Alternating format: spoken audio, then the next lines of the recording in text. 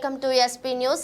రంగంపేట మండలం రంగంపేట ఎన్టీఆర్ విగ్రహం వద్ద land titling act రద్దు చేయడంతో హర్షం వ్యక్తం చేస్తూ ఆంధ్రప్రదేశ్ రాష్ట్ర ముఖ్యమంత్రి నారా చంద్రబాబు నాయుడు చిత్రపటానికి పాలాభిషేకం చేసిన అనపర్తి శాసనసభ్యులు నల్లమిల్లి రామకృష్ణారెడ్డి, రంగంపేట మండల ఎన్డీఏ నాయకులు, కార్యకర్తలు, రైతులు.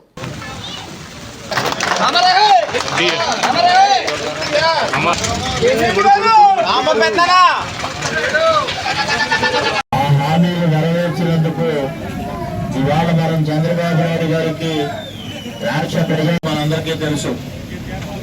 ఆ రోజు చంద్రబాబు నాయుడు గారు 200 రూపాయల పెన్షన్ 2000 చేస్తే దాన్ని 3000 చేస్తానని హామీ ఇచ్చి ఎన్నికలయ్యి ప్రమాణ స్వీకారం చేసిన వెంటనే 4 దఫాలుగా ఇస్తానని మాట తప్పడం జరిగింది.